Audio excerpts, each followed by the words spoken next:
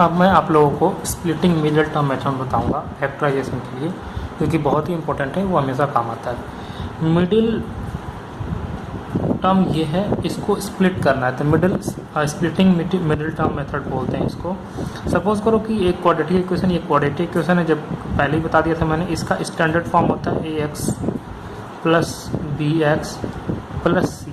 तो इसको splitting middle term क्यों बोलते हैं? हमें क्या करना होता है, इस टर्म को 2 पार्ट में स्प्लिट करना होता है, इस तरीके से 2 पार्ट्स में स्प्लिट करना होता है, और ऐसे स्प्लिट करना होता है कि इन दोनों को प्लस करने पर आंसर क्या आना चाहिए आपका, bx आना चाहिए। ओके, और सेम वे इन दोनों को ही ऐसे स्प्लिट करना है कि जो नंबर आपको प्लस करने पर bx आ रहा है, उन्हीं दोनों नंबर को मल्टीप्लाई करने पर ये वाला टर्म यानी ax स्क्वायर मल्टीप्लाई c, यानी कि क्या आना चाहिए, a c x स्क्वायर आना चाहिए।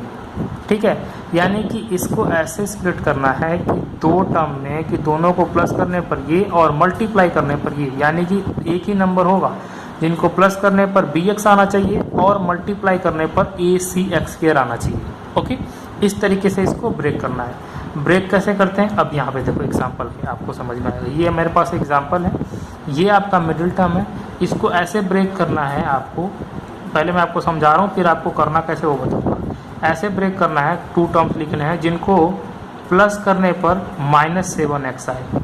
प्लस करने पर क्या है, -7x, और उन्हीं दोनों नंबर को मल्टीप्लाई करने पर क्या आना चाहिए, इन दोनों का मल्टीप्लाई, यानी कि 12 में 1 का मल्टीप्लाई करोगे तो क्या आएगा, 12x स्क्वायर आना चाहिए। समझ में आ रही बात आपको? यानी कि इसको ऐसे स्प्लिट करना है 2 टर्म में जिनको प्लस करने पर -7x आना चाहिए और मल्टीप्लाई करने पर 12 आना चाहिए। ये कैसे होता है, इन दोनों का जो मल्टीप्लाई, यानी कि ये नंबर जो है इसको फैक्टराइज करना होता है, इसको फैक्टराइज करना होता है। 12 को फैक्टराइज करोगे तो कैसे होगा, 12 1 जा 12, पहला ये होगा। उसके बाद क्या होगा, 6 2 जा 12, दूसरा फैक्टर ये हो गया आपका। ठीक है, उसके बाद क्या होगा, 3 4 जा 12। ठीक है, तो इस तरीके इसके फैक्टर होंगे। या फिर दूसरा मेथड फैक्टराइज का है, ये वाला आप 2 6 जा 12, 2 3 जा 6, 3 1 जा 3। तो इसके कितने फैक्टर आए, 3 फैक्टर आए। तो इन्हीं दोनों से मिलकर, इन्हीं नंबर से मिलकर आपको यहाँ नंबर रखना है जिसमें -7 ऐसा है। तो देखो इन दोनों को देखो, अगर मैं -3 और -4 रखूँ, -3 और -4 रखूँ तो क्या आएगा, -7। यानी अगर मैं यहाँ पर -3x रखूँ, -4x रखूँ तो -7x आ जाएगा। यहाँ पे -3x लिखूँ, यहाँ पे -4x लिखूँ, तो मल्टीप्लाई करूँगा तो माइनस माइनस क्या हो जाएगा, प्लस 12x स्क्वायर आ गया कि नहीं आ गया। इसका मतलब कि जो नंबर है वो क्या है आपका, -3x एंड 4x। तो इसको कैसे लिखेंगे, 12x square -7x plus 1 equal to 12x square. इसको अब मैंने कितने पार्ट में, 2 पार्ट में ब्रेक किया। कौन कौन से, -3x और -4x प्लस 1। अब ये कितने पार्ट में होगा, 2 और ये 2। तो इन दोनों में कॉमन लेंगे, क्या कॉमन है, इधर भी 3x है, 3 4 जा 12, इधर भी 3x है। तो मैं 3x कॉमन ले लिया, 3x कॉमन लिया तो कितने टाइम में कैंसिल आउट हुआ, 12, 4 टाइम में। देन आंसर क्या आएगा आपका, आंसर आएगा आपका 4x। यहाँ पर क्या है, माइनस, ये पूरा का पूरा कॉमन ले लिया तो 1 बचेगा।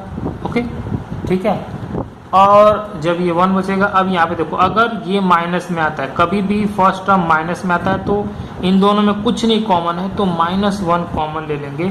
तो अंदर क्या बचेगा, ये माइनस कॉमन ले लिया तो क्या बचा, 4x, और यहाँ प्लस है, माइनस कॉमन लिया तो क्या बचा, माइनस।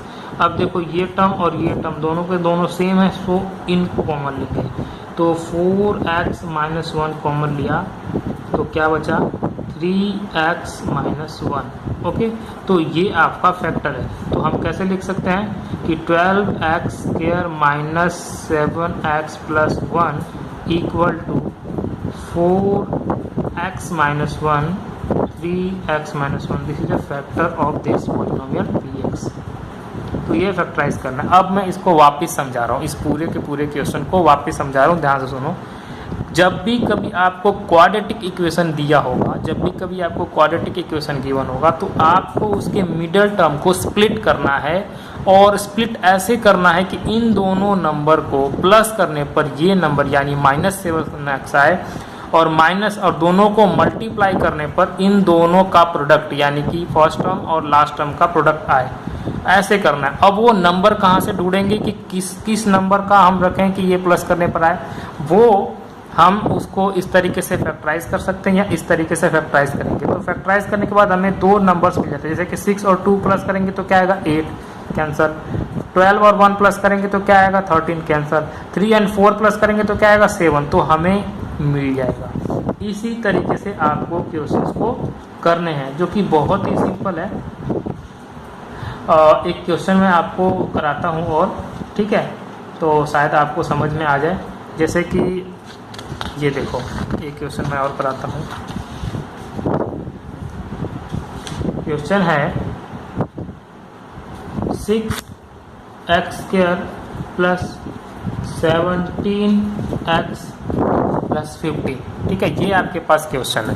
ठीक है, तो अब क्या करना है, आप देखो, अब मैं वही जो तरीका है वो यहाँ पे सेपरेट करूँगा। मुझे 17 को ब्रेक करना है, तो 17 को ऐसे ब्रेक करना है कि दोनों को प्लस करने पर, 17 को ऐसे ब्रेक करना है कि दोनों को प्लस करने पर क्या आना चाहिए 17, और मल्टीप्लाई करने पर क्या, इन दोनों का प्रोडक्ट। इन दोनों का प्रोडक्ट क्या है 6 5 जा 30, यानी 30 आना चाहिए। सो दैट क्या करूँगा मैं, इसको फैक्टराइज करता हूँ।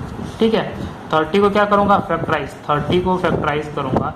तो फैक्टराइज करने का तरीका क्या है, पहले मैं ऐसे लिखता हूँ 30 को, 30 मल्टीप्लाई 1 लिख सकता हूँ, फिर क्या लिख सकता हूँ 15 मल्टीप्लाई 2 लिख सकता हूँ, फिर क्या लिख सकता हूँ 6 मल्टीप्लाई 5 लिख सकता हूँ। तो इस तरीके से आपको फैक्टर, क्या इन दोनों को प्लस करने पर, इन दोनों को प्लस करने पर 17 आ रहा है क्या, नहीं आ रहा। इन दोनों को प्लस करने पर 17 आ रहा है क्या, यस। इन दोनों को प्लस करने पर 17 आ रहा है क्या, नहीं आ रहा। तो मतलब मुझे किसको लेना है, किसको लेना है 15 और 17 को लेना है, 15 और 17 को लेना है। तो अब हम क्या लिखेंगे, दोनों को पॉजिटिव लें कि नेगेटिव लें।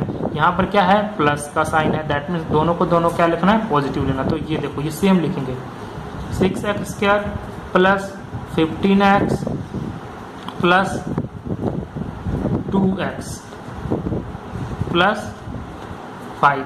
बात समझ में आ गई आप लोगों को। देखो, ये जो फैक्टराइज तरीका है ना, वो मैं आपको बताता हूँ कैसे होता है।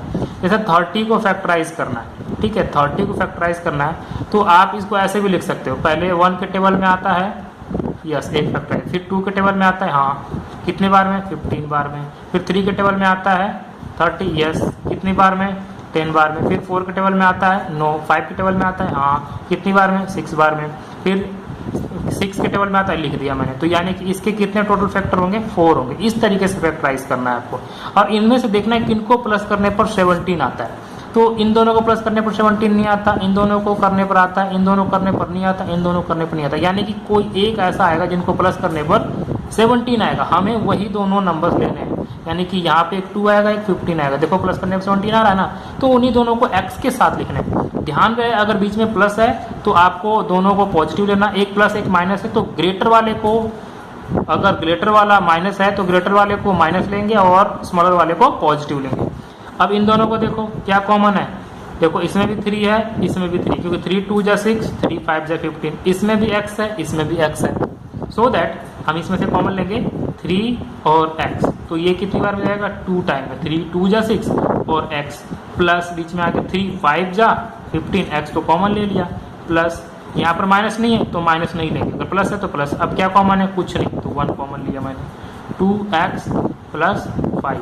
देन क्या है, इनमें से 2x प्लस 5, 2x प्लस 5, तो 2x प्लस 5 कॉमन ले लिया, तो क्या बचा 2x प्लस 5 कॉमन ले ले तो क्या बचा 3x बचा, तो यहाँ 3x प्लस 1 बचा। तो आपका ये आंसर होगा। इस तरीके से आपको फैक्टराइज करना है, केवल इस तरीके से। ये क्वेश्चन मान लो है आपका, तो ये इस तरीके से ही आपको फॉलो करना है। ये आप रफली वर्क करोगे, ये जो चीज़ है आपको रफली करना है। आपको फर्स्ट टर्म जैसे इन दोनों का प्रोडक्ट लेना है, इन दोनों को इस तरीके से फैक्टराइज करना है, तो उसमें से एक टर्म आपको ऐसा मिलेगा जो इन दोनों को प्लस करने पर वही उसका फैक्टर होगा, यानी कि इसलिए इसको बोलते हैं splitting middle term method. Middle term को स्प्लिट करते हैं। तो इसको आप लोगों को जो एक्सरसाइज में है उसमें 4 क्वेश्चन गिवन है, क्वेश्चन नंबर 4 में, तो वो चारों क्वेश्चन आप करके दोगे। Thank you. नेक्स्ट क्लास में हम आप लोगों को, ये तो क्वाड्रेटिक इक्वेशन था, नेक्स्ट क्लास में मैं आप लोगों को क्यूबिक इक्वेशन को कैसे फैक्टराइज करेंगे वो बताऊंगा। How to factorise cubic equation. उसके फैक्टराइज करने के लिए क्यूबिक इक्वेशन को